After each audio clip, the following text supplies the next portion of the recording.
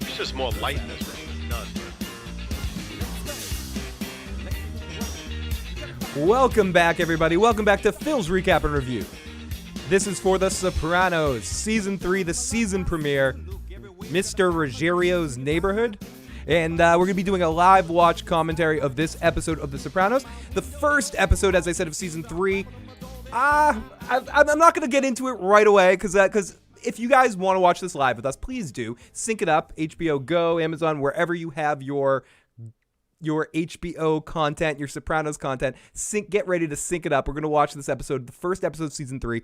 I have a lot to say about this episode, and you can already tell in my tone it maybe not isn't my favorite, but what is my favorite thing is to get to talk to this guy, Big Daddy Matt. Happy New Year, Matt. Great to see you, buddy. Happy New Year. Oh, yeah, this is our first show of the New Year, isn't it? Yeah, I think so. I almost brought out champagne just to celebrate the New Year with you tonight, but I absolutely didn't. And a lot has gone on in this new year already. So Absolutely. So everybody, we're also not alone to do this Sopranos live watch.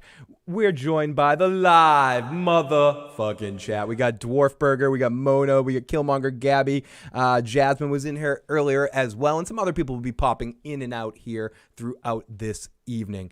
Now, Matt and I were able to finish season 2 at the end of this year, where we're trying to see how much of The Sopranos we can get in 2021. I think if things are relatively the same in both of our social lives and our lack of social lives, where Matt does so little that I can actually talk him into hanging out every 2 weeks. He doesn't have better things to do right now, so I think we probably should be able to get most season 3 into season 4 done in this year, but I don't want to make promises. But everyone, thank you so much for joining us live or checking this out later. I do want to two quick things, Phil. This is, I guess we could have done this off the air, but I want to tell you that since the last time I've seen you, which was, did we do it the day before we Christmas, literally or the no day we did before it New we Year's? literally did it the day before New Year. It was the last possible chance that we had to finish it in the year. I believe we did it. So since then, I have watched second season of The Mandalorian, and I've watched the first season. I'm into the second season of Cobra Kai. So a lot has happened for me on a TV front as well. Interesting. Maybe we'll talk a little bit about that at the end if we have a few seconds, because I almost want to read it. I touched base with Matt earlier to make sure we were still on for today, and I said it's a weird episode of The Sopranos. Season 3, episode 1 is, for many reasons, is a weird episode of The Sopranos. The production was a little awkward going into this episode because of the death of Livia and Nancy Marchand, where it wasn't an expected thing. It's not like they knew she was sick for a long time and then she passed away. She hid her sickness and she sort of suddenly passed away, and they had to come up with a plan at the last minute. Initially, the second episode was shot first, which was the death episode, and then this episode was added with elements that were going to be used later in the original plan of the season. That's why you see at the end, we'll get into this episode when we watch it, but that's why at one point when they're at the table, they talk about how whose mother would testify against them, because a lot of this season's original plan was to have the FBI trying to convince Livia to testify against Tony. Trial, yeah.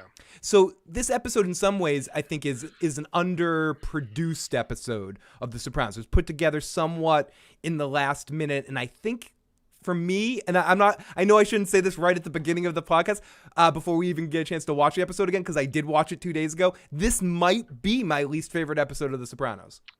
So, unfortunately, I have to take back something I've been saying to you for a while. Now, Phil and I, as you guys know, we got through 2 seasons in about 8 years. So we weren't at the. So we've discussed different seasons, different episodes, and which of our favorites. And this is You're welcome, Jasmine. Well. And I've said many times that I love season 3 because I just think it's the perfect time period. Even though it is underproduced, like Phil says, you can see they put a little bit more money into certain parts of the production. Yes. The first opening scene, the first opening shot of Tony coming down in his robe is like, they had realized what they can do at this point as far as just these cinematic shots. And the end of season 2 was something like that too. But I kept saying I loved season 3, and Phil always makes the point that season 3 to him feels the choppiest and sort of piecemeal together. And I've always said, no, I love that time period. I love Ralphie coming in too. But Yep. But to start off with this, you might be right. This is just nothing happens. It is certainly I'm going to say hands down the least eventful Yeah. Sopranos episode I've ever seen. When we do, and to your point, just to go to the other side of it, when we do have Soprano family stuff, the stuff with not Philly, Patsy, with Patsy and Tony is all really well done. There's just so little of it. There's too much of the FBI. And all those little half fade to blacks that we have throughout the episode, where it seems like it's going to commercial break and then it comes back in. They never do that before, and they never do that again on The Sopranos. Nope. In the words of the angry video game nerd, what were they thinking? I don't get that. It didn't work for me. And I don't want to be hard on the Sopranos episode here because I get the production. They were up against it. And I wanted to mention this to you earlier, but I did want to just talk about this episode tonight, Matt. In the premiere evening, both when the cast went to go watch the premiere and when they premiered it the first night in March of 2001, they showed the first 2 episodes.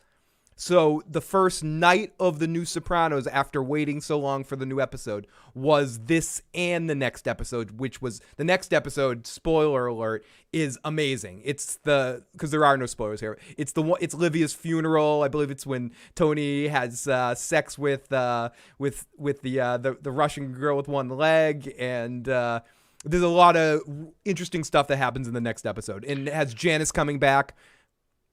But, I want to comment on 2 comments from the chat when you're done, Phil. Oh, please. And just one more thing about what you're saying. The production value is awesome. The opening shot of the episode, and we'll get into it, is so cinematically beautiful. Everything looks so crisp and clear. It's just all the FBI actors and all those stuff. I could give 2 pisses less about them, and I don't want their perspective in the first episode back. But that's it. So what Killmonger just said, he said he doesn't like the Columbus episode.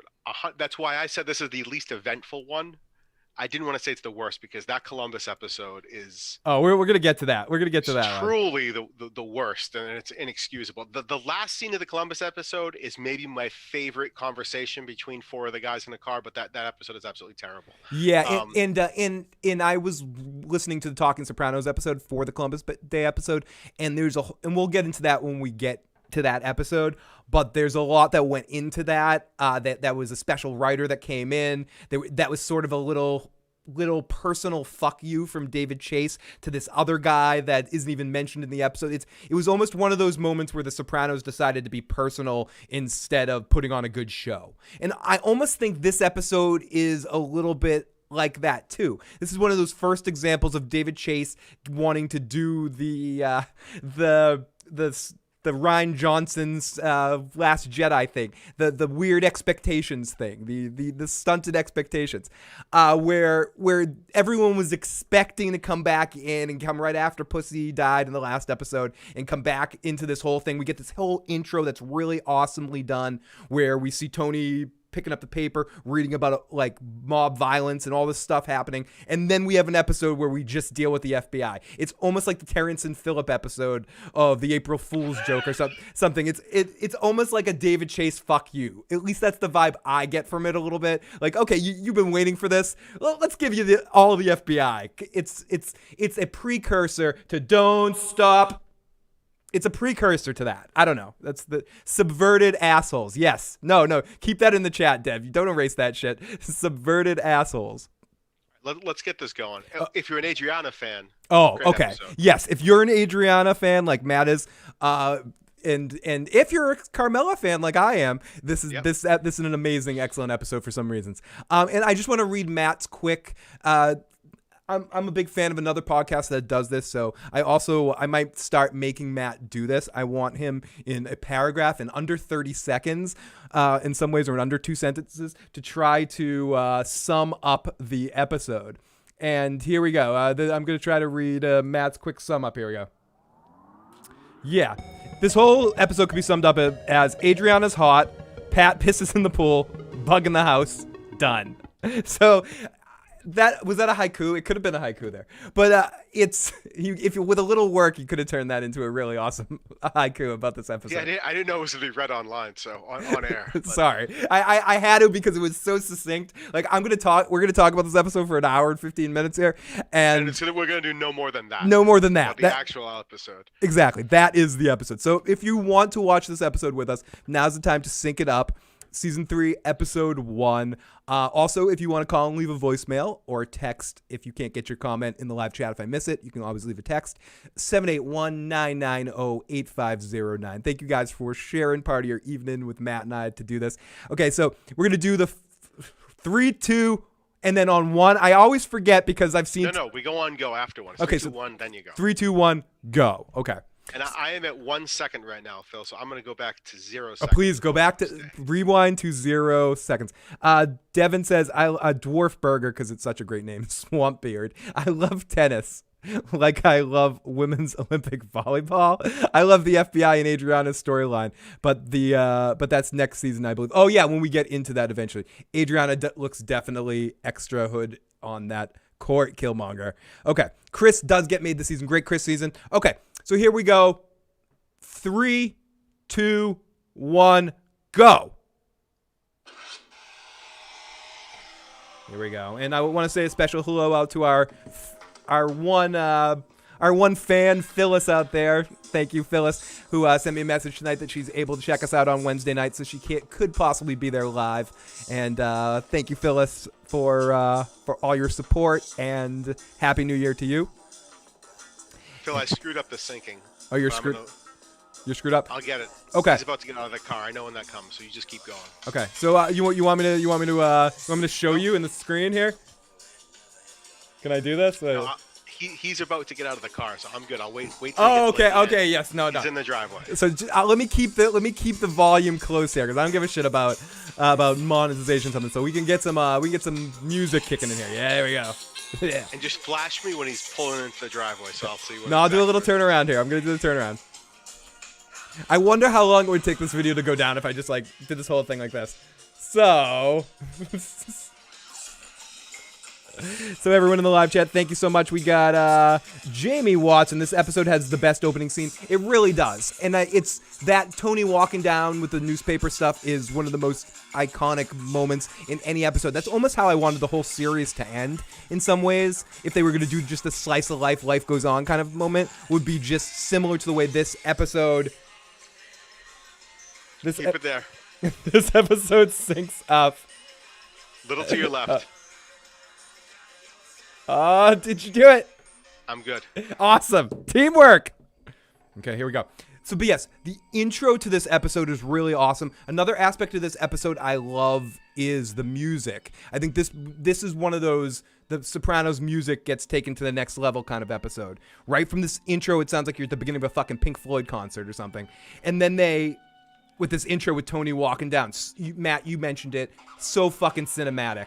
And then they have the Peter Gunn theme with Every Step You Take mix, yep, which is really good. And the FBI stuff would have been awesome if it was just a small part of this episode. Right. And if they didn't have, you pointed this out, those weird ass cuts to black that they've never done in any other episode. Yeah. Oh yeah. It's I don't get it. But yeah, with this intro song and all this stuff, it's really awesome. Muhammad, great to see you, buddy. Forrest, great to see Forrest in the live motherfucking chat right now. Dev says 1, 2, 3, just skip the intro.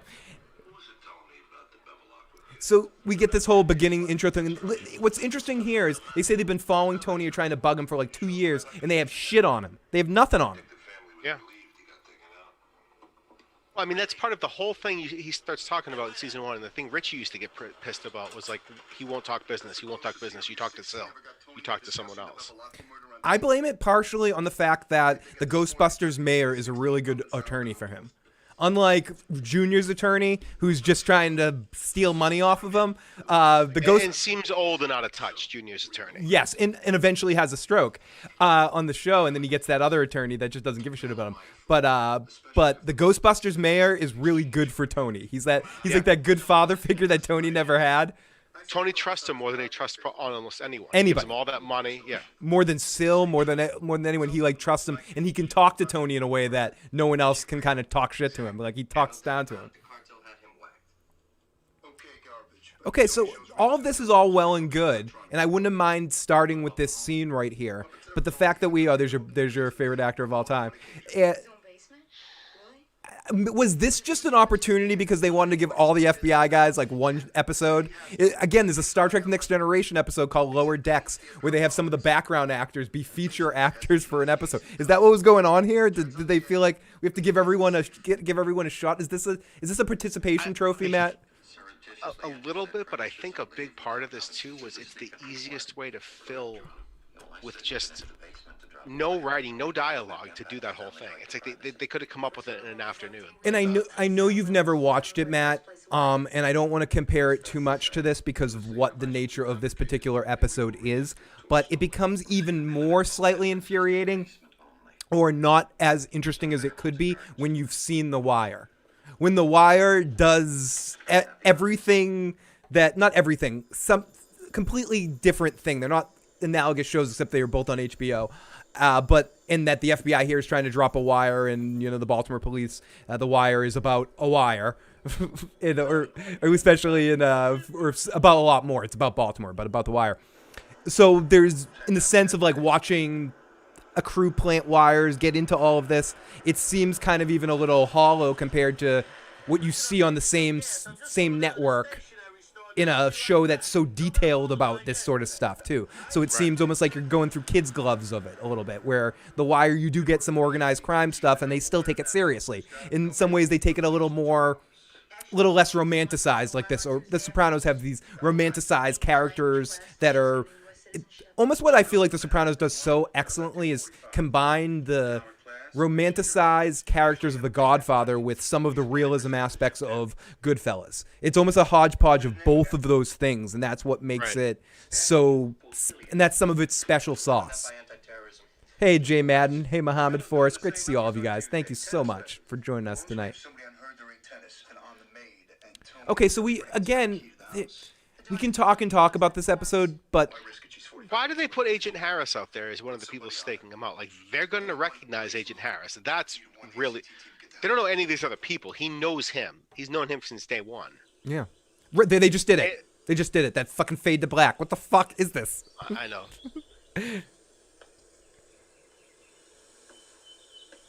And again, it's going to seem like I'm shitting on this episode. At the time... It's still look at fucking the Pantera shirt. And the Pantera shit. Yeah, the Pantera shirt. Yeah, because look at the wallet chain. Look how long that wallet chain is. Like that gets caught on everything all fucking day long. Dude, why do I feel like AJ Soprano is one of those dudes that's wearing a Pantera shirt? But if I asked him who Dimebag Darrell is, he'd be like, "Who?" No idea. Yeah, he'd be like, "What? What are you talking about?"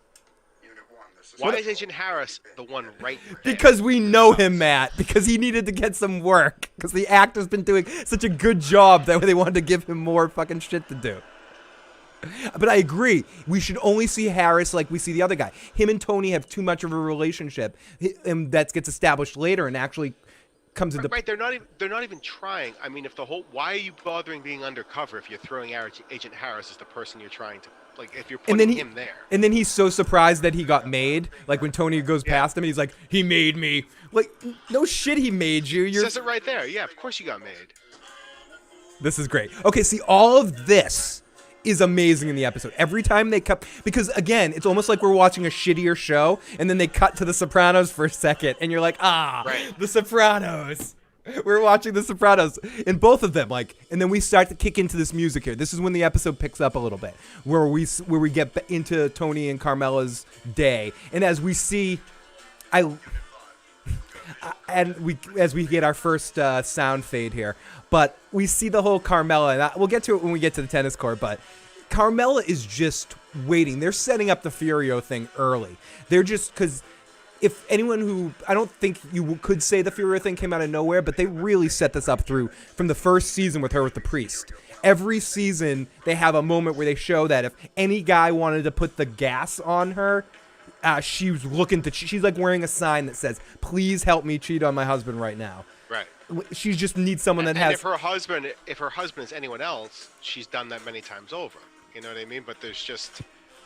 She needs someone that has the balls to say, I don't care who your husband is. And that's what you get with or to not really understand who her husband is, which is what I think the English teacher ends up having. Yeah, with the English teacher, that basically ends up happening with him, where he just thinks he's not going to kill me over this shit. Like he's not really in the mafia, but yeah, he's a waste management. So this whole thing, which again, we're getting into like the best part of the episode in my mind, where we get to Tony and last season this is a great Paulie scene, actually. That's the best. It's amazing. Paulie is amazing in this episode too. Where in the whole mink that Tony got Carmela has a rip in it, and Patsy's like, "Oh, it shouldn't have a rip in it. What the hell?" So every time we get the actual group together, I love it in this episode. That's where when things work in season 3, Matt, it's really works. So that's what almost, I'm not gonna say it upsets me, but it does upset me. But I didn't know her. I didn't know her family. But Nancy dying, I would have loved to see what season 3 would have been. I'm going to repeat myself a lot over season 3. But there's nothing that Phil will talk about more than how he wishes that had been played out. Because I think Livia was so much a part of the end game of the series, or at least the end game of season 3 anyways. And it would have been a little bit more direct, because I think when you hit the ground running in season 3, it's some of the best Sopranos. That's where I agree with you, because the pieces were all starting to come together in this way that Paulie right here. It's so funny because I've watched clips of that Tony Sirico podcast you've talked about, and just how in real life he is this insane. He's this crazy about he's sprays Bananka in people's mouths before he works with them and stuff. He has all of these sort of OCD habits, and this is so he's not acting right here. He probably does feel this way in real life. Most of the Sopranos cast, you get the vibe when they talk about him, feel the way that the Sopranos crew feels about Paulie Walnuts, about Tony Sirico. Like, Tony Sirico is a quirky, weird guy that is a good actor, but he didn't have to do a lot of acting to play Paulie Walnuts. Right. There's a lot of him in that character. I remember when Furio wanted to push Tony into that helicopter propeller, J. Madden. Yeah, I think a lot of people were rooting for Furio in that moment to do that. He should have. Unhappiness in marriage is her main character arc. That in being double-sided, talking out of her ass, being hypocritical. That's the other side. The taking. Such a tough no. You're in love with her, so I don't understand. I am, but she's still one of the most hypocritical characters ever in the planet, in the way that she will she's just pious, but then will go and threaten a woman with a meat pie that she'll get her rubbed out if she doesn't get her daughter into college, and then complain to Tony that he's living his life because you're a scumbag, Tony. She just talks out of so many parts of her. She has 10 asses all over her body. But yes, I have a huge crush on Miss Falco. Yes. Yeah, you and Furio. Yep. Hell yeah. This scene too, where Tony is such a troll. We all have a friend like Tony. Is anyone missing here right now? We're trying to establish at the beginning of season 2, season 3. What's the crew? What's the immediate crew? It's no Ralphie Gigi, yet. I guess still at this point. Yeah, Gigi. No Ralphie's still in that other crew, in the Richie Aprio crew, which we get to know a little bit later. Junior's crew has to be a bunch of old guys and Bobby. Well, and Patsy. They pulled Patsy. Oh, Patsy's coming over from Junior's over here. So Christopher, Hesh is still around all the time back then. Yep. Furio's in there. We get so yeah, this is the main crew. Everyone in this show is duplicitous as Dwarfburger. Forrest. Always my problem with the show. I hated Tony. I didn't respect him. J. Madden, and especially by the end, when we eventually get to season 6, sometime in the year 2030, when we get to season 6, Tony becomes really unlikable. But he's not. You guys say that shit, but he's the only one that didn't want to kill Vito right away, because he says who's going to take care of his kids. Right. The only one that says that. Do you know why I say that? Because of how the Christopher story ends with him. I think it's all based around. James Gandolfini said the same thing. He said, I was all done with Tony after Christopher. Dude, because not only did he do that, did choke him in the thing, then he went to Vegas and did mushrooms and had sex with Christopher's Gumar. It was peyote. Whatever, peyote, just to kind of piss on, do that dog thing where he had a piss in Christopher's area. Yeah. And that's the Tony you're seeing right here in this scene. Like that Tony that is a fucking, and you've talked about it before, Matt. The Tony that's just so like such a little douchebag, and it's the same one that comes out with Tony Blundetta in that scene with him and Christopher in the bar where he's like ragging on him for being sober.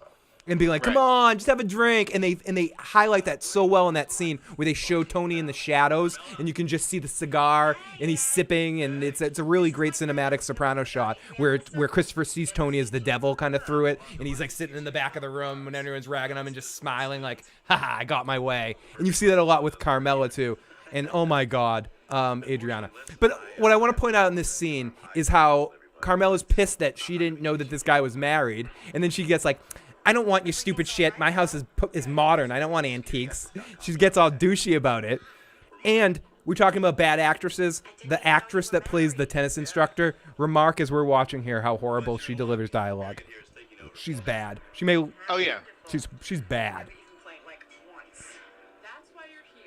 That's why you're here. Like I think they maybe gave her some weird direction. You have to play attracted and annoyed at the same time. You're attracted to Adriana, but you're annoyed with Carmela for some reason. And these fucking creeps, dude. It's funny though. The way they frame that is hilarious though. I don't have antiques. My house is traditional.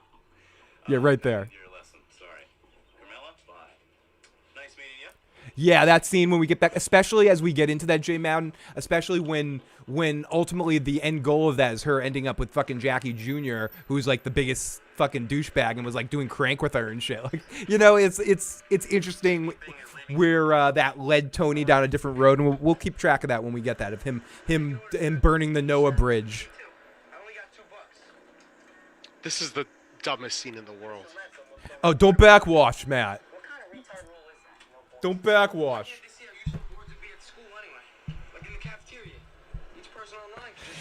Tony is hated by the end. That's why they shoot him. A couple people have pointed out in the live chat of thinking that Tony's end is being shot at the end. We will definitely talk about that in Made in America when we get there. Both of our thoughts of what happens at the end with Tony. I tend to be a believer. I think they set it up well, and we'll talk about this a lot later. I don't want to mention too much of it, but that's how non-interesting this episode is, especially watching it twice in a week. I'm just like, yeah. I want to talk about the final episode of The Sopranos here, as we just kind of watch. This is almost like a slice of life episode, and I once heard someone describe dramas, Matt, like it's not. That's why it's tough to see timelines in dramas, because we're only seeing when intense shit happens. Then there's days and days of just normal life happening, and that's what we see for the Sopranos family right now. It's basically we're just seeing them from an outside perspective when there isn't much going on. We're seeing like the normal everyday bullshit. Carmela's going to a tennis match. Yeah. Meadows at college. Her Sleeping. roommate's weird. Yeah, sleeping. Yeah. AJ's wearing a Pantera shirt and smoking cigarettes. Yeah, being a douchebag and deciding he wants to play football. Yeah. And the maid and her husband, they're probably the best characters in the episode. The husband where it's like, I had a grant, I had people working under me, no one's listening to him. Right. I had an autonomous. Dude, make sure my basement doesn't flood. Like, and that's the other hilarious part. Like if they had just had the FBI scenes be like a few. The highlight scenes here and there throughout the episode, they could have been very awesome. The whole part where it's the best what's his name is your least favorite actor there, fucking the FBI agent that worked with Pussy. I'm blanking on the character. Big Pussy. Skip. When Skip's doing the whole thing about the hot water heater, he's like, my dad worked as a plumber. He's got about 2 weeks left in that hot water heater. Like that's the most I believed him, because I feel like he was just talking. That was like, if that was all we ever saw Skip, and he's like that one scene with him doing that, you'd be like, oh, that was awesome, you know. Or if the FBI had just been like here and there in those moments, I think it would have worked a lot better. Is this the first we've seen of the roommate? Have we seen her before? No, this is the introduction that we get a lot more with her in the end with the first boyfriend, and then with. It's a pretty weird introduction, because it just goes from this here, which is her shit-faced 11:30 in the morning, to her pulling out her hair and stuff. Yeah. Yeah, I forgot that this is our introduction to her, because she's very like drunken. Because every time we see her after this, she's a little bit more culture shocked. Man, how awkward is it just seeing all those absolute pictures on the wall, and you're like, you had something that stupid on your wall when you were a kid at some point. Like I certainly did. AJ is the worst, as Matt has agreed, but how can you blame him? How can you blame AJ for being the worst? In some ways, it's just, how do you grow up when you weren't raised, as J. Madden quoting Eminem? That's a great quote. But it's I mean, there's especially someone like AJ Soprano that didn't have his own motivation, unlike Meadow, who sort of her own intelligence drove her. AJ's not very bright. No, I'm calling bullshit on your part because you're saying he wasn't raised. I think he was a lot more than you say, but for the same reason you just said, which is that in a drama, you don't see the mundane day-to-day shit. Okay, fair. I think Tony and him, when they were younger, would go out fishing all the time and did a lot of stuff together, which is why he sort of kept him out of this life completely. I mean, Carmela was certainly a mom all the time to them. So do you think the thing with AJ is just that he's just not very bright? I think AJ's a rich kid who was sheltered from shit, and he was privileged, and he's a spoiled little bitch. That's it. Like I don't know. No, that was pretty succinct.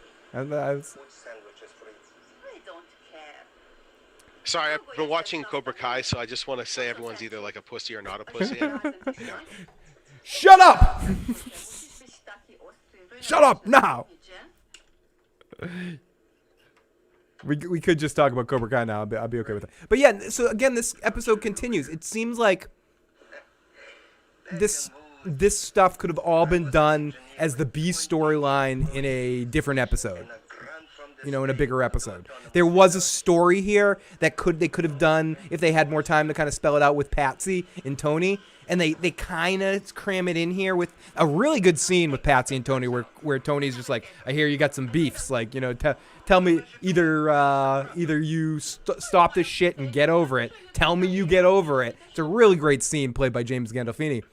But I feel like they could have done more with that storyline and given us a little less with the FBI, maybe like shown Patsy drunk in the bar talking shit about Tony. Like instead we hear about it. Like they could have had a scene where, I don't know, there's a couple things they could have done that just stretch out a little bit more time. But this is my favorite scene with the FBI, as I mentioned earlier, where they spot the hot water heater and they start ragging on AJ Soprano when they see all the pasta. They're like, that all that pasta, that's just for AJ. And Jay Madden says, yeah, Matt, Tony was a great dad, sure.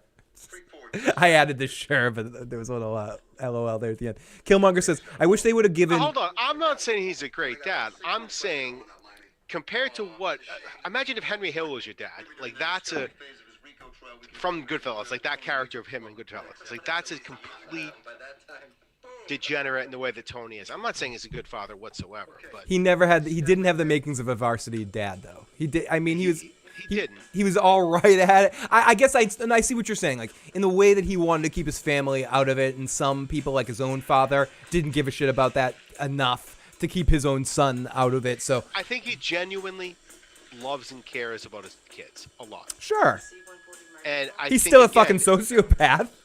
Of course he is, but when your dad runs the mafia, like, what is best case scenario for a dad? Like, considering who he was, what his job was, what his role was in that world that he worked in, he Good night, did the Forrest. best job he could. No, I don't think you could be a better mafia boss and dad at the same time. For the level he was involved with organized crime, he did the best that someone could do as a dad in that position, which is a shitty dad. No, fair, but fair point. No, he doesn't. I love it. I love Jay Madden giving you some, keeping you to task. No, I don't buy it. So they just did it again. The next fate, and have a good night, Forrest. Thank you as always for checking on in. Tony getting the newspaper again.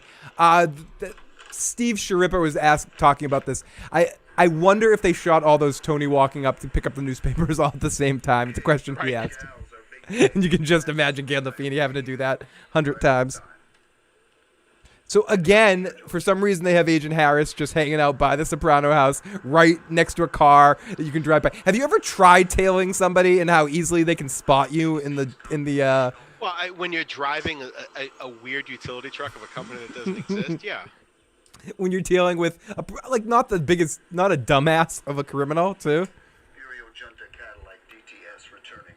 Oh, this is where he's all surprised that they recognize him.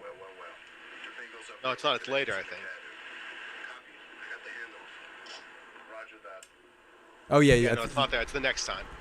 So this is still Us right, as they well. still have to go back to the second time. Yeah, us as well, J Madden. That's why I love especially something like this. There's so many different ways of looking at certain aspects of The Sopranos in the sense of from just a family standpoint and thinking about Carmela and Tony as just parents in that era, besides the fact of all the mafia stuff, and then Tony as a boss, and then how that affected his family, how well he was able to keep his family out of it. By the end, he definitely wasn't. If we think about AJ Endgame, where he tries to kill Junior, and when he gets into the whole AJ Fredo Corleone, AJ Soprano shit. This is the most we ever hear from Gigi. It is until he's on the and a little later we get the whole Piscadol. when he dies on the Piscadol. Yeah. And I guess we hear a little bit more from him with the whole him and Ralphie thing. But somewhere in this season, David Chase decided to kill him shitting on a toilet. I don't know what this guy did, what this actor did, but I also don't know if at this point, do you think were they trying to ever make him a main character or not? Like, I have no idea. Is he always? There's all those guys that just sort of hang out there in the fringes that you see from time to time that are kind of, even Carlo's like that later on, although he has more scenes, but still, he's never a main character. You don't really know where he came from, but he's somehow a captain. And Carlo was the same way. I love Paulie in this scene, and I feel like I want to pick apart these moments where we actually get Soprano stuff, where Paulie's the one that's pushing the killing here, and he's like, it's always an option, but Silvio just can't dig any shit about it, Also, it's interesting that Tony is this comfortable talking about this situation with all of these people in the room without even thinking about it. Yeah. So we know right now that every one of these people he trusts with this conversation, I guess. Yeah. No, and Christopher may be the only other person that can be in this conversation that he trusts. He's just, and someone pointed this out earlier, Matt, he's just not made yet. He gets made this season. Right. Sure. But he would still trust Christopher with that. He called Christopher over with Richie. Richie, yeah. He would trust Christopher. He almost trusts Christopher more than anything. And yeah, that's a good point. I don't think he has that conversation with anyone else in that room. I'm trying to think of who else could be in there right then. Maybe Hesh, but I don't think so. And that's a big difference between, just to go to your thing where Tony season 6. It's a big difference between Tony now and Tony season 6. Tony season 6 is a lot more isolated and not really taking counsel with many people because he isolates himself a little bit more, especially after the Johnny Sacks situation. Like when he's at Johnny's and the FBI show up and he's running away and that whole thing. I think that scared the shit out of him in a certain way that is very deep. Okay, so let's there's 3 different outfits. They make the biggest deal out of the third one, but I think this is my favorite of the 3 outfits that Adriana's wearing. I knew this would be your favorite. Did you knew this one would be my favorite? And this, if you line the 3 up, I mean, obviously the third one has that. There's the thing about that makes the third one isn't actually the outfit; it's what's underneath the outfit. Yeah, I feel like we need to I need to get all 3 of these on screen right now to no. Furio is made from Italy, so he could be in that room. And I was gonna call him Fredo too. Furio it gets forgotten about through some of the times, but it ends up. I like how it comes back with the Carmela thing.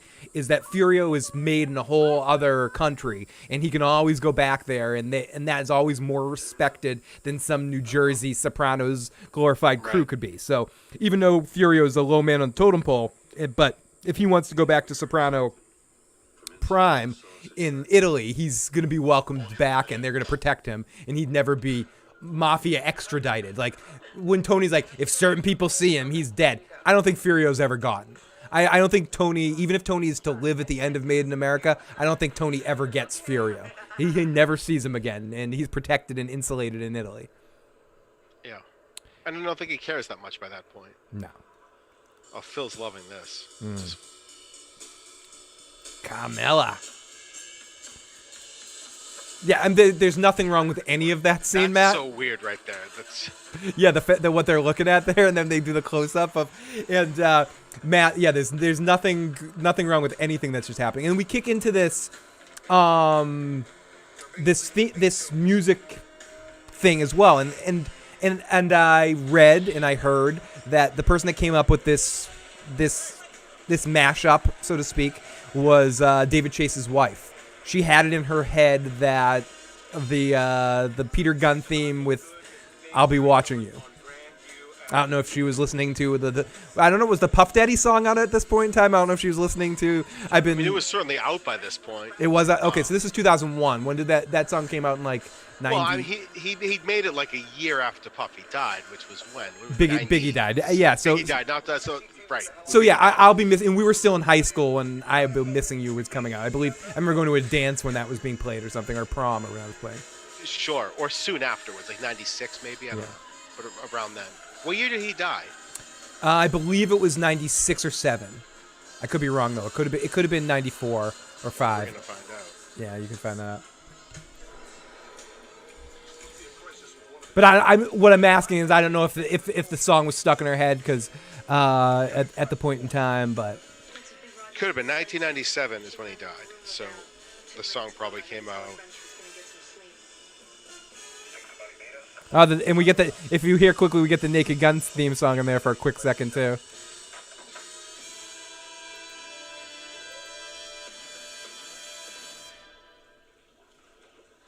Also released in 1997. 1997. Okay, awesome.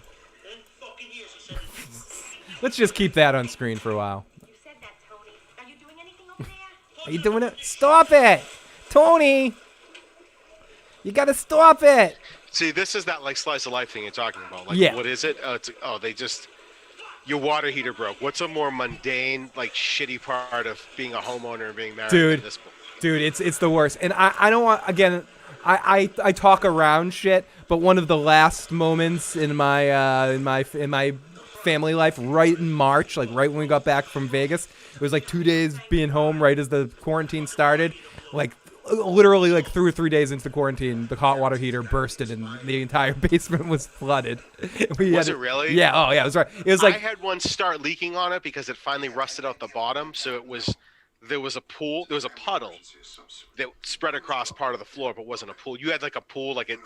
Oh burst. yeah, it was horrible, and yeah. it was like we couldn't get a plumber in right away because of everything going on, and then so I had to like clean everything up with towels and stuff. I was like down there patting off stuff, and yeah, I think it's one of those things like everyone that ever owns a home goes through that at some point. It sucks. And have a good one, Jay Madden. Great to see you. Great to see Jay SM Down popping in here. Great to see Richie.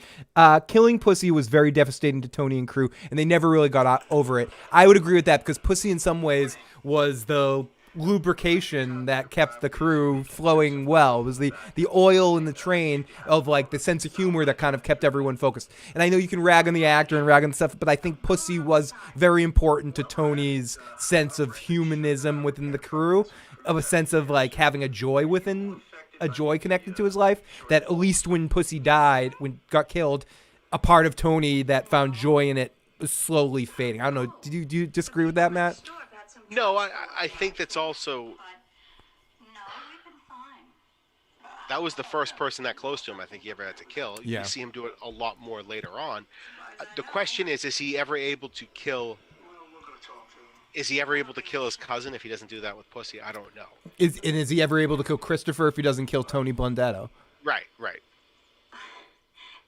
Yeah, they never There really. was some, and all three of them were very, very intimate killings. Yeah, and Killmonger adds to it. They never really got over the fact that he was a rat either, and thinking that if Pussy can be a rat, anyone can be a rat. Right. Pussy definitely hurts the crew. Yeah, Pussy always hurts the crew, Dev. So we're still here with the FBI as we get again one of the better scenes of the episode, where we see Patsy come and piss in the pool. I mean, they're like literally at the neighbor's house, in their backyard at this point. I know, stupid. It's so stupid, and we kind of yada yada over it, but I'm shocked they didn't put Agent Harris in there. That would like, right in the backyard. But we also get the scene with Cusimano's, Jeannie Cusimano's basically just Right. saying, they're in the mafia. Mafia. You should go talk to him. Phil, do you think you guys will finish this recap of the Sopranos before or after the Game of Thrones spinoff starts? If the Game of Thrones spinoff starts in what? Is it going to be in 2022?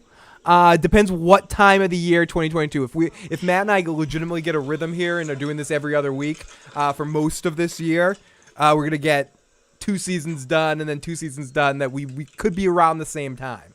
But I would say if I'm a betting man, which I am, I would say the Game of Thrones spinoff comes out before Matt and I finish this. We have we were really bad for 6 years and we've been good for 3 months. So it's not. I'm gonna now, Matt. Now it's the Spaceballs thing. We're now. Yeah, Jeannie Cusimano. We're not here to talk about Jeannie Cusimano's fat ass here, Killmonger. It's funny you say that because Jeannie Cusimano doesn't have a fat ass. But so I love how they just sit there and they watch him piss. There is that really funny line at the end of this. Oh, where he's like, bring the kids over. Bring the kids over, yeah. And a funny little side note, I just want to jump into the future here, is doesn't Meadow end up with Patsy's son? I think at the end of the series and made in the last episode. I'm going to tell you this. I've never gone back. I watched the series once. I've gone back and watched random episodes here and there. I've never gone and really tried to watch those season 6 ones. Yeah, I believe Meadow's last boyfriend when the series ends and it looks like she's about to marry him is Patsy's kid. Okay. The one that gets talked about later, like your son should come over and play in the pool with AJ. I think they either age him up to Meadow's age, or it's just the AJ's age, and they're old enough that it doesn't matter. It's like, right. It's like, when someone's 35 and 40 or 45 or something, it's different than. Yeah, and they're probably at the time. You think AJ is probably at the end of the show, 22. They're probably in high school. You think he's a freshman when Meadow's a senior, that kind of thing. Probably. I mean, what grade is he in right now? She's a freshman in college right now, and he's probably. And is he a freshman in high school? Or is he still in middle school? I don't know. I'm not sure if we're. I mean, he's definitely in college though. He goes away, and he does go to college at some point in time, eventually, or he graduates. They get to a point where he's visiting colleges where he wants to go to. Isn't it Booton he wants to go to or something? Yeah, I don't remember. Dwarfburger says, I'm going to call that Game of Thrones spinoff will be canceled before they finish. Dwarfburger, could cut a 90-pound mole off Jeannie Sack's ass.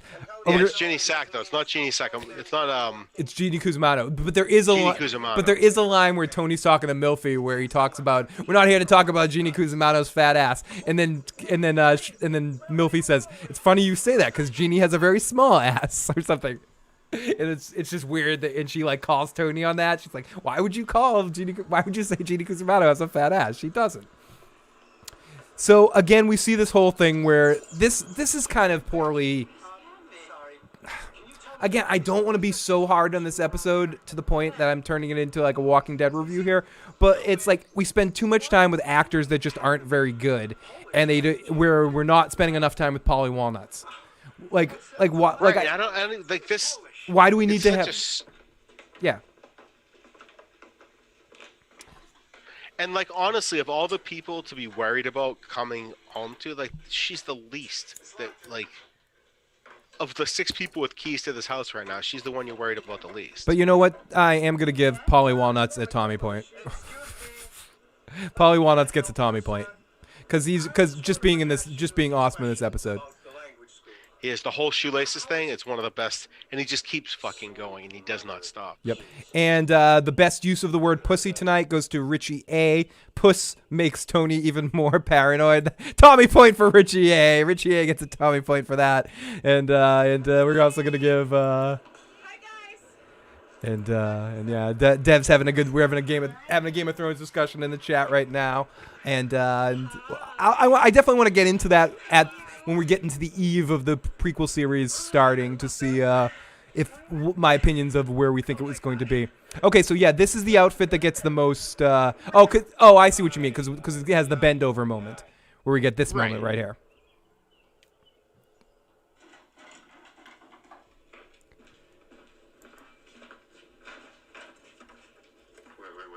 So again, they set this whole episode up. This is all of this, and then this eventually later in the season ends up that the lamp gets moved to Meadows' apartment, right? Isn't that where this all ends up?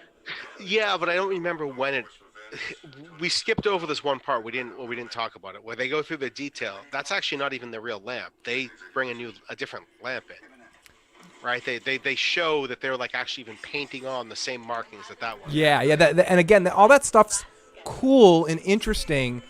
And again, I date back to an earlier comment I said, if The Wire didn't exist, it would all be a little more interesting. But because The Wire gets into such good, realistic detail about setting a wire, doing all that stuff, and how you set up all that stuff, again, the Sopranos situation, when they're doing it, seems a little rudimentary to me.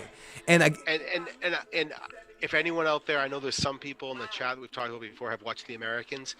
The Americans brought in CIA people to like espionage, like the detail with how that is actually done is a whole other level. This, like you said, seems a little just sort of it's like an afterthought. They're like, oh yeah, let's just do that, whatever. And we get the return of Hunter Scancarello over here, the Scancarellos who keeps popping her head in. She's the Kimmy Gibbler of the Sopranos. She keeps popping up. And I love how we never really get back to the fact that her and Meadow were like meth heads in high school. But whatever, they're fine now. They're in college. They're way past that. And we get into Caitlin here. I think that's the character's name. Again, this just fucking comes out of nowhere. Like no one even knew who she was until 20 minutes ago, and now she's having this, and it's. This reminds me of it's as uncomfortable for us as it is for those two girls in the room. It's the Phoebe Cates. It's the Phoebe Cates scene from Gremlins, when she starts talking about her dad dying in the the chimney. It's just like this awkward, weird moment that's in the middle there. And again, we get a little Furio. I love the consistency with Furio and how much he appreciates cars, where he gets so upset that they're throwing away Richie's Cadillac. Sorry, Dwarf Burger. There's my dude, Skip. Ooh, Dwarf Burger likes Hunter Scancarello. Is he really? She reminds me a little bit of Blossom there. What's her name? Maya Bialik? It's Maya Bialik. Is that Bialik or something? Yeah, but she's not even known for that anymore. She's the girl from. Yeah, she's Sheldon's girlfriend there, but she'll. I don't really watch that other show, so she'll always be Blossom to me. And that had Joey Lawrence on it. Whoa! So that just made that show automatically better. So this is I've said it a couple times, but this to me is the best scene of the episode. This shows Tony being Tony. It's true to characters, and this is where Tony is a good mafia boss. He calls you out. You got the beef. Bring it right here. He threatens him, but doesn't threaten his family, but makes him feel like don't say you're sure if you're not sure. Get this beef out now. But granted, if Patsy says anything, there's beef. He's dead. And Patsy's smart enough in this moment to suss out what Tony's doing here. This is Tony giving him his last chance, because Tony will. It's like with Beansy with giving him the money. It's like, Beansy, you need to take this money. Tony doesn't want to feel bad. And he'll kill somebody. That's one of Tony's real fucking psycho aspects of his personality. It's like he'll kill the person crying, and if someone hurts their leg and they're crying and pulling at the team, Tony's gonna choke that person out so he doesn't have to hear them crying. He doesn't want anyone to make him feel, because he feels too much as is. So he doesn't want to feel guilt, and the fact that he feels even this ounce of guilt about the situation means I'm gonna fucking kill you if you don't say this. Say it in the Sam Kinison kind of smile. Say it. And mean it. Yeah, and mean it. Yeah, exactly. Say I'm beautiful. Mean it, Matt. Say you're beautiful, Matt.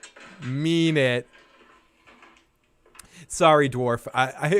Her mama named her Blossom, but we're going to call her Blossom. You want to bring one to the house? You can hang out with Aiden. Right here, this line. They go in the pool. the look. Okay. He's not a tremendously amazing actor, but that one moment right there where he just shifts his eyes, Patsy, the actor plays Patsy, that's an award-winning moment. He's really not a good actor. He's not. So much of the Sopranos actors aren't actors; they're characters. That they. So what's the guy's name that ends up? He smashes the bottle on Paulie Jr.'s head. Oh, the one that wants to go Eugene? to Is it Eugene? Eugene, the one that wins the money and wants to go to Florida. Yeah, and ends up. Or not wins money. He his grandmother dies, and he He essentially asked to get out. Yeah. If I remember correctly, and they tell him no. because Joey. Dude, AJ certainly does not have the makings of a Varsity athlete. No. Let's be sure. Like well, what? not football. Go hit the sled, kid. Like that's not AJ. He's no Big Daddy or dwarking on a football field. Dude, there was nothing in the world scarier than Dwarfburger on the football. Yeah, people in the live chat, you're amongst a football legend. Except his one Achilles heel is he could never beat me in the fumble recovery drill. But other than that, he had the makings of a varsity athlete. Did. You were pretty good. Unfortunately, didn't have the discipline or desire, but he had the makings of it. No, he had the brain. He certainly for it. didn't have the desire. Like the last thing he wanted by the time he was a sophomore was for that. No, you're pretty good too, Matt. And back in your No, it was like bigger. That was it. I never put any work into it either. Therefore was never. AJ's no. He said it right there in the chat. AJ's no Dwarfburger. He's certainly not a Dwarfburger. And Gene the snitch, as Killmonger says, yeah, Gene, exactly, because he turned into a snitch towards the end, and then he hung himself. The Hunter actress's father is David Chase. Oh my God! If David Chase ever checks out this podcast, and we were just talking about his daughter, not like David Chase is ever going to check this out, but if he is, your daughter's a very lovely woman, David. Please come on our show. So, and then we get to see this thing, which is, again, very similar. We see this stuff in The Wire where they're only allowed to listen for a certain amount of time, and then they shut it off and check it, and we see this. Anyone who's ever done a wiretap has seen this sort of stuff. And Dunkin' Donuts Cup, and I believe this is the end of the episode. I believe they end it right here as we get the phone call at the end of this scene that Livia dies, which leads into the next episode. And this poor guy, this poor guy's just He's like I was a mechanical engineer in my country. He's like, he essentially is asking him to run a PVC pipe over to the other corner. Right, just into a drain, like something that Tony could just go to. Could you do something like a first-year plumber could do for us, please, engineer? Jay, David Chase is the creator of The Sopranos. He also was one of the main writers of North and Exposure, if you've ever heard of that show too. He's like he's essentially the Dan and Dave of The Sopranos.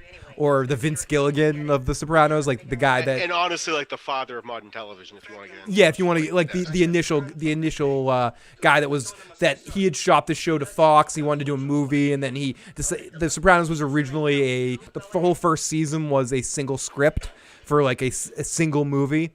That was a lot more based on a relationship he had with his mother, and then it was his sort of where television changed is just in the moment when everyone's basically telling him this isn't a good, this movie's just whatever, and someone suggested to him, maybe you might want to turn it into a TV show, and then he sort of goes, there's not a lot of characters like Tony Soprano in the world, and he was the right person to do it because he navigated it in the right way so that it could be to give it almost an edge because of that little trollness that David Chase has. And to not ruin it at any point, because you could have ruined it at some point. He could have not, with the pressure on him to do it. But. And I love how the ridiculosity of this scene that Tony is working out. Like, come on, does Tony really work out?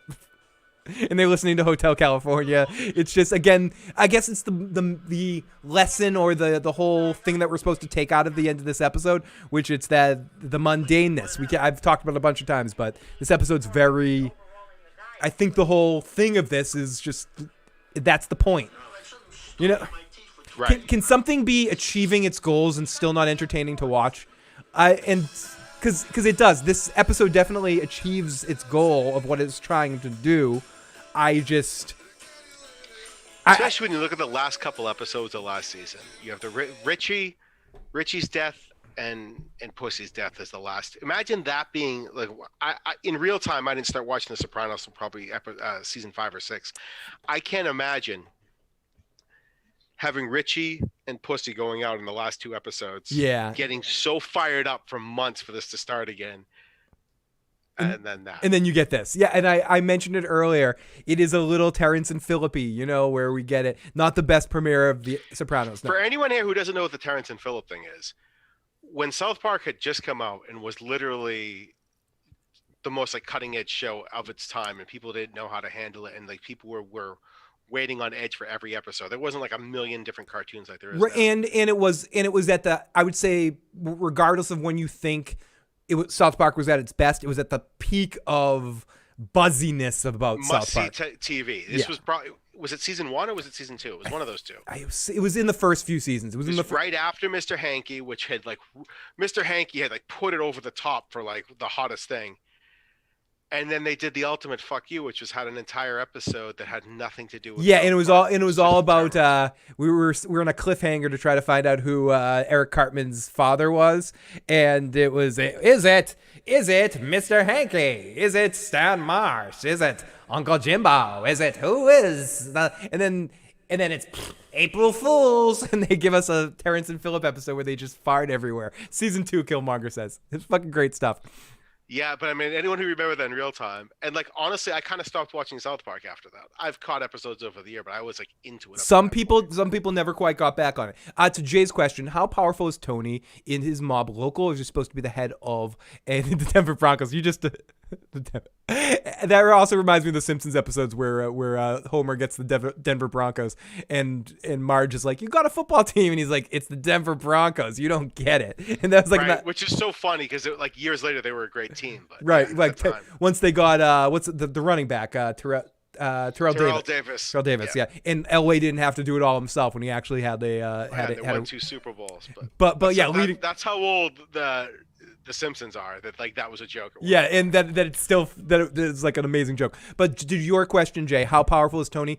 They get into this towards the end of the series where Tony's family is a joke. They're not a joke, but they're not a real family in the sense of the 5 New York families. They think about them, the New York families view them as a glorified crew. It's similar to the way they would view the New England Mafia and stuff like that. They have some connections. They are, but I think reasonably speaking, Tony is not near as powerful as any of the bosses of the 5 families in his universe. No, and to expand on that, within the 5 families, there's really only one that they even associate with or know, or probably would even know The them, and that's- Lupatazzi family. Yeah. Right, like in the Soprano world. In the real world, there is an analogous family for what the Sopranos were supposed to be. If you want to dig into that, and we could do an episode about that, I'd have to actually have the shit in front of me. But they are passively based on a New Jersey family that had some connection to, I believe it was the Genovese crime family. But they get referred to a lot of times from from Carmine's crew as Carmine's family as a glorified crew. That being said, they are old school. They did come together around the same time. Old school, Janice. They did come from a time, but it's still, and this is no offense to New Jersey. It's the same as we grew up. We mentioned this before. We grew up and went to school with someone who has some connections to or whose father was the head of the New England Mafia, which would just never be the head too. Literally like the head. We went to school with the daughter, but that's just nothing compared to the New York Mafia or the Chicago Mafia. It's just a different. It's different. It's different. And one thing that Tony, especially out of everyone in this entire show, Tony and probably Johnny Sack too. Thank you for the subscriber. Was doing legitimate business for the most part. But it wasn't about murder and shaking people down as much as it was like, how do we make millions of dollars on this like construction project? How do we do? He wanted like legitimate waste systems like that. He honestly was just trying to make money. Killmonger brings up a great point though, but Tony is in the Soprano family has always been known as badass. Like they'll put hits on New York, or in this universe, heads of New York families. Like the Sopranos isn't a crew to be fucked with, but they are a crew in the sense where let's just say, for instance, Carmine's family probably has 100 soldiers maybe, and Tony's has about 30. 20 to 30, yeah. And just a numbers thing. And maybe I'm exaggerating a little bit. Maybe it's more like 60 to 30 or something like that. But for the most part, if we're to really think about size-wise, and we don't even know where the Lupatazzi family is in association to, what they're analogous for the real crime families. But if we're going to say just size-wise, even if they're they're hard in Johnny Boy Soprano is a respected gangster in the tri-state area and all that sort of stuff. And the Soprano crew is very much respected. But I think it's just simply like numbers in a geography situation where so much crime goes through New York. Even again, to mention The Wire one more time, New York gets mentioned a lot too in crime families. That's sort of a central hub of organized crime through many generations. Comes through New York. So there's everyone else is just a crew compared to the mere size you have of some of those crews. You know what's funny though, when I was just mentioning that about legitimate businesses, is the person we went to school with, their brother, who was the son of the person who was the head of the mafia, he ended up doing sort of having a ton of legitimate businesses that are like, because he had that background, connections, and money from what his dad did, has an empire of like companies around the North Shore of Boston that are like these huge companies that no one could even, you sort of needed that money to begin with to create sort of that empire, but has them. I think he did get arrested for something last year. He did. And still dabbles in shit, but they own towing companies, excavation companies. I'm 2 states away, Phil, so I can say this. I know. Like I'm wreckage companies, I'm hauling worried. companies, all this shit. No, that's what I'm saying. Is all about like, on the level. Yeah. They had all the town like police contracts for towing were like through them. AAA was like through them. They made a fortune. Yep. No, completely. Hey, Red Walrus, great to see you. Long time. Good to see Red Walrus in the live chat. Jay, yeah, they did eventually do the second part where Cartman's father was his mother because she was a hermaphrodite, so she impregnated herself. So yeah, that ended up being the solution to that thing, which people were even more excited about that at the time. God, I love Matt and Trey and how big of trollers they were at the time. They're like, we're as big as we can be right now. We need to figure out who's our real fans and who's not our real fans. So let's piss off as many people as we want. And then it's called the Jeremy Harris style of making comedy. It's like, I'm gonna piss you off and see who's still checking it out. Make as much noise as possible. No one's ever given a shit less than those two have. And just like the cotton case. But that's what I'm saying. It's like they'll make noise crazy, and then there'll be these like moments within the middle of it where it was like a perfect Who brought up the cotton case? Oh, you? I did. I thought it was... Did you bring? Okay, no, go ahead.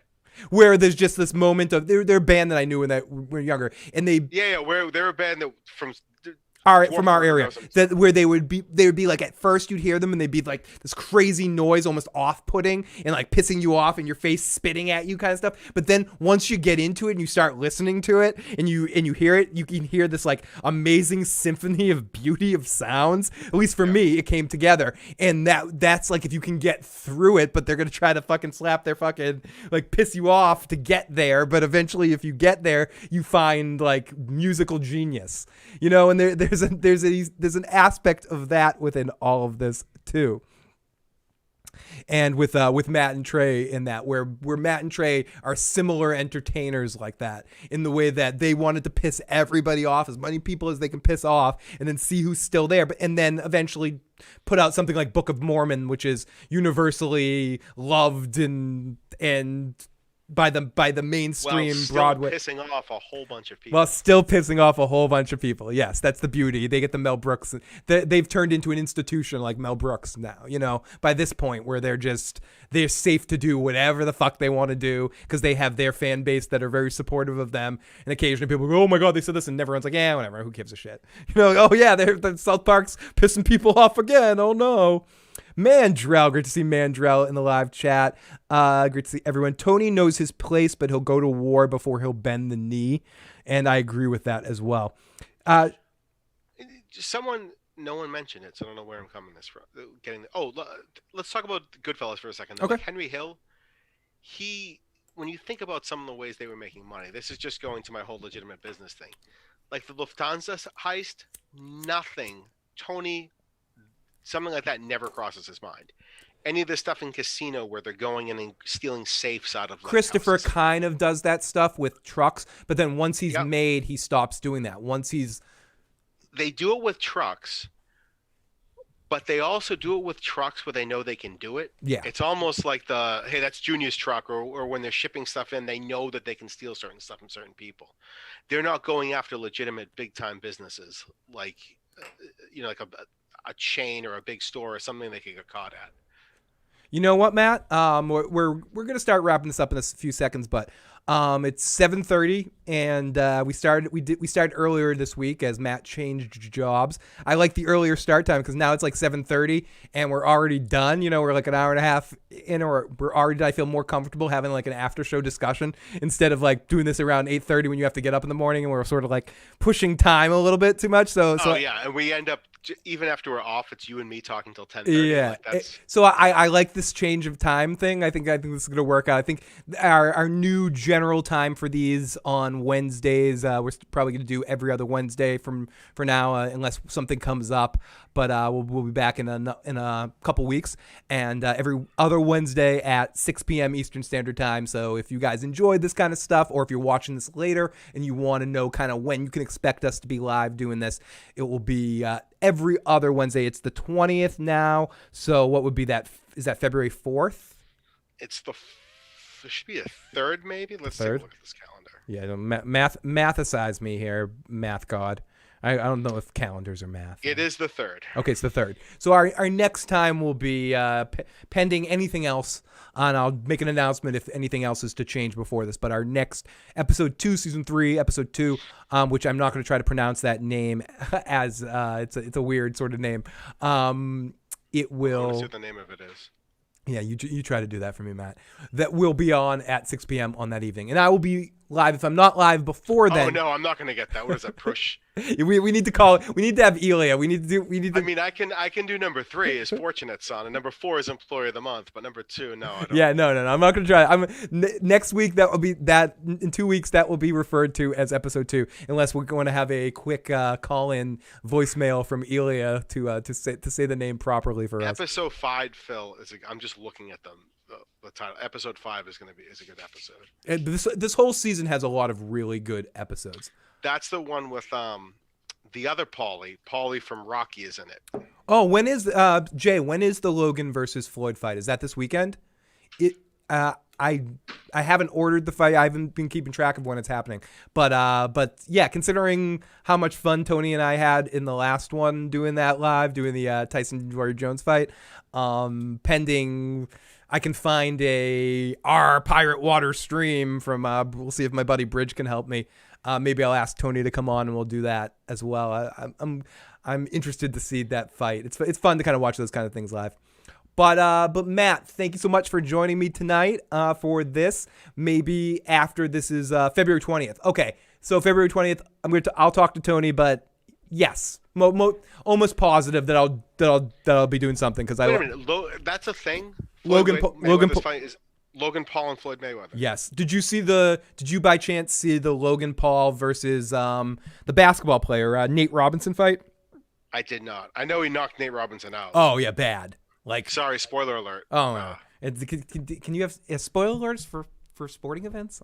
That's an interesting question. You can for like a period of a couple hours, like this. My friend McNamara will like record the Celtics, and then we're not because he didn't get to watch it when it started, and then we're not allowed to talk about it all night if we're playing cards because he wants to watch it later. Floyd is gonna, I think Floyd is gonna have his way. It's gonna be similar to the McGregor fight where he just slowly destroys him through the whole fight and doesn't sweat, and almost can spar with him because he has just that superior boxing skill. Yeah, but he's also not taking this as a real match. This is just literally money for him. That's it. He's not. This isn't a real test of his boxing.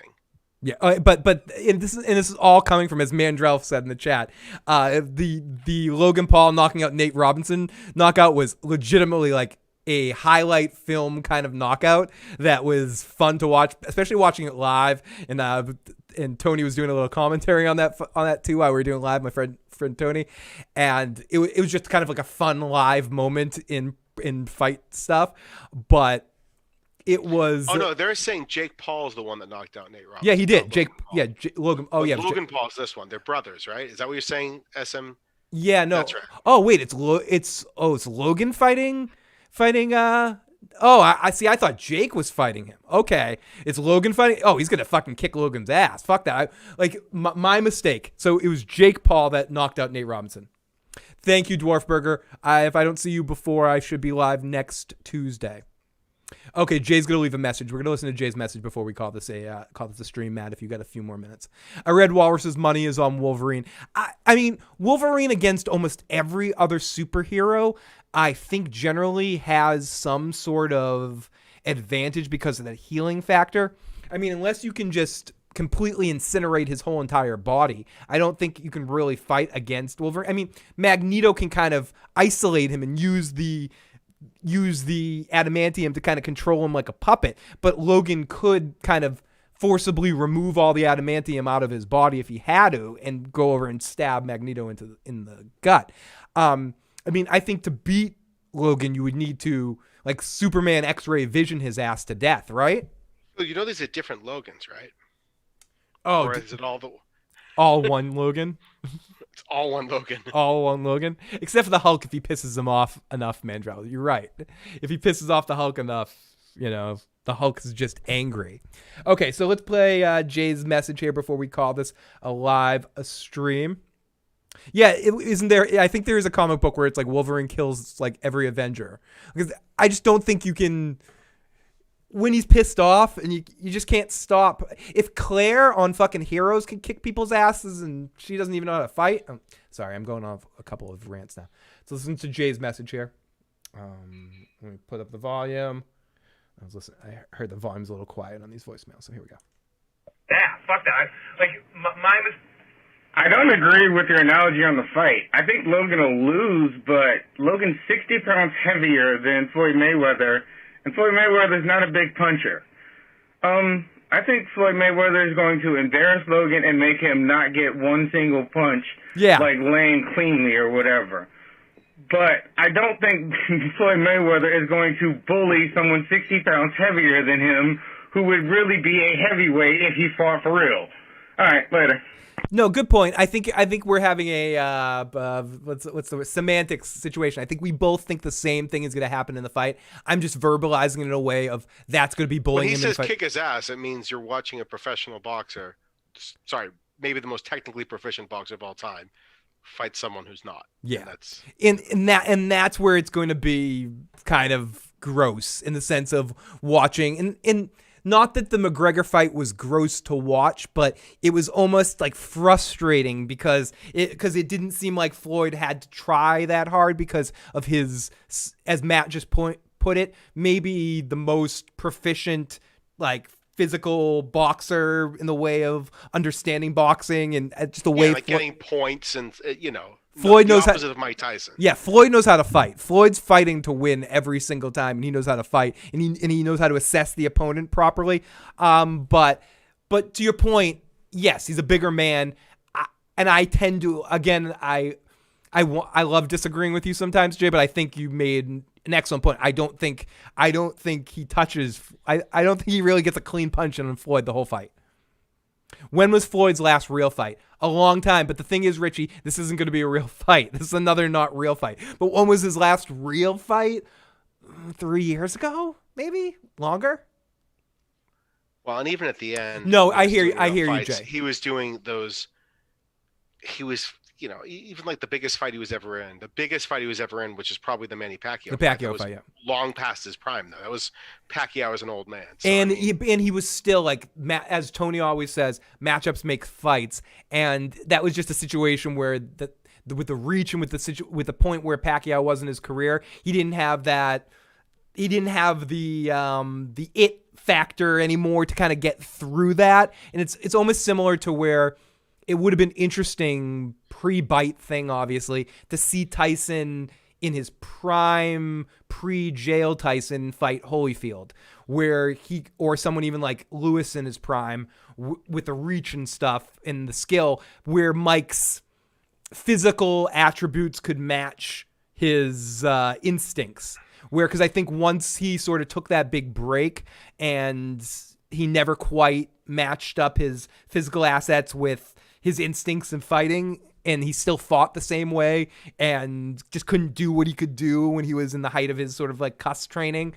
So I would have loved to see prime Tyson fight some of those guys that sort of had reach on him. And I think it's similar with Pacquiao and Floyd, that if Pacquiao fought him in his in the prime of Pacquiao, it might have been a different story, but I don't know. Yeah, the Tyson thing's already a weird conversation at this point, because when you look at the size of heavyweights since him, you look at someone like Klitschko, who's or Tyson or Tyson Fury, or Tyson Fury, or who's the guy Tyson Fury beat? They're just these enormous. The guy in Tony's book, what's his name? Deontay Wilder. Wilder. Like huge, just like these enormous people. That even though Holyfield was bigger than him, like Klitschko and then Tyson Fury are so much bigger than him, with 7 feet. I mean, Lennox really was the prototype for all of that. Like Lennox is a huge motherfucker. Yeah.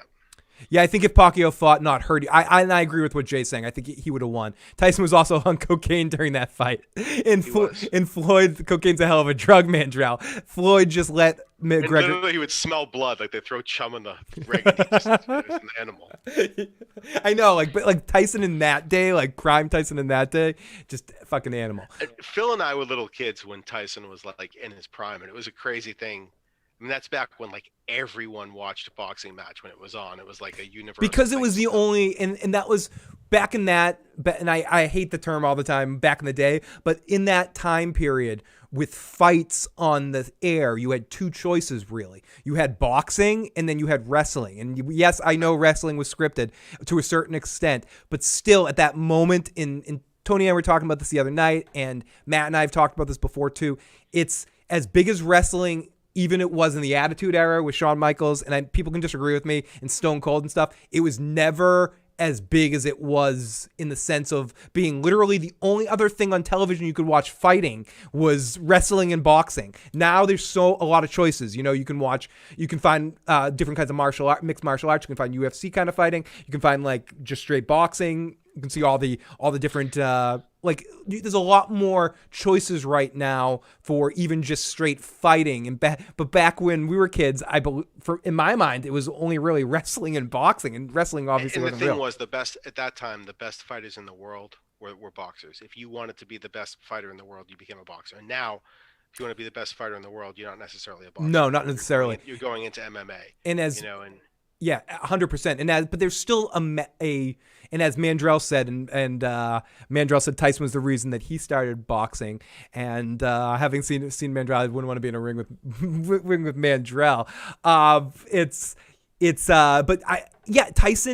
Tyson had that ability and that power in the sense of not just, I don't mean physically punching power, but that way of crossing over to the sense of inspiring people to want to do what he does. Not every athlete is like that, or not every actor or musician can kind of give that feeling across when they play. That's not to say good or bad, Larry Holmes was a great heavyweight, but he's not inspiring many people to try boxing for the first time. In my impression, I mean, someone's going to write in the comment section, I love Larry Holmes. He's my favorite boxer. Fuck you, Phil. But you know what I mean? He's not really inspiring people in the way that Tyson or Muhammad Ali or like some other people.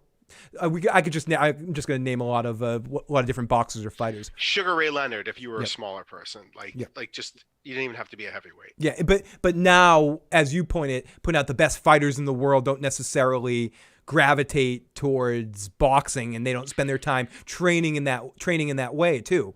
It's a different kind of training. In the 50s and 60s, the best athletes in the U.S. played baseball. That's what you played if you were a great athlete. Like now, that's not. There was more money in baseball than there was in football and basketball than any of those other sports. And now that's not the case anymore. And to Jay's point, UFC was starting around the late 90s, early 2000s. But at the time when I first heard of UFC, it wasn't on television. They were these videos that you bought or you could rent at Blockbuster, and it was like every year there'd be like one tournament kind of thing that you would watch. Yeah, and it was still the first few was like, here's a karate person versus sumo wrestler. Yeah, it was like playing Street Fighter. It was like playing Street Fighter. You had like these different characters that were completely different. It wasn't like now everyone focuses on like everyone does Muay Thai and everyone does jiu-jitsu and everyone does a little wrestling. Like and everyone needs you need the ground game. Every person has those. Which is what UFC did. They decided what the best things were. Like they said, okay, who's going to win this? And it turned out to be Muay Thai and Jiu-Jitsu. So now everyone trains in that. And Roy Jones, another guy, Roy Jones and Chopper. And Killmonger says the boxing today wouldn't survive boxing in the 80s and 90s.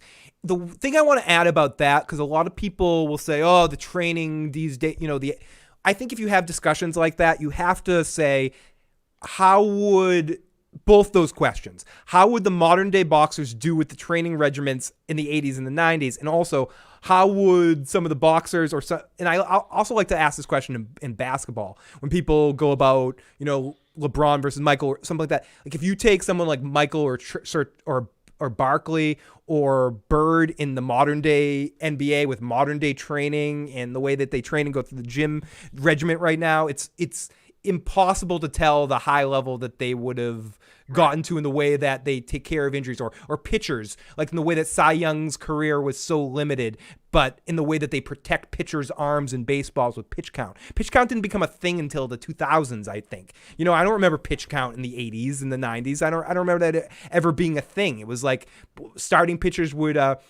Dick Radis, this old Red Sox pitcher, used to go way back. We weren't even alive for him. He used to call it when we say with pitchers, he used to refer to it as the Westification of baseball. These starting pitchers, they can only do 6 innings now. They're getting to be cowards. But in a way, they showed a picture, Phil. So Tom Brady this last weekend just became the oldest player playoff history to do blah blah blah blah blah. They showed a picture of him versus the other person, George Blanda, who played in like the 60s and early 70s. Like, who was the other person? Was the second oldest. George Blanda looks like he's 60 years old in the picture. Like he's just all this like tired, busted up face, smoked cigarettes and drank all season. Then there's Tom Brady, who takes better care of himself than any human being that's ever lived, and he looks like he's the same age as me, and he looks a million years younger than me. And in fairness, Mandrell, who's actually, does training, says training hasn't really changed that much, to be honest. Boxing is still boxing. I guess I just mean in the way that it's more credit to other sports in the conditioning. And probably, but nutrition is a big part of that. Just understanding right now how to, remember people who talked about carb loading when we were kids, about how like the healthiest thing you do is pound all this, when carbs and low fat was a big part of the 80s, and it's the exact opposite now. Now it's high fat and no carbs, where when we were like growing up, Phil and I, was like everything was low fat and you ate tons of carbs and that was the healthiest thing you could have. And that's what the big push was, fat free was what people sold, and they just filled shit with sugar all through the 80s. And I think nutrition's come a long way, and supplements have come a long way, even if the training is pretty similar. Yeah, no, good way of putting it. But Matt, I won't keep you forever here.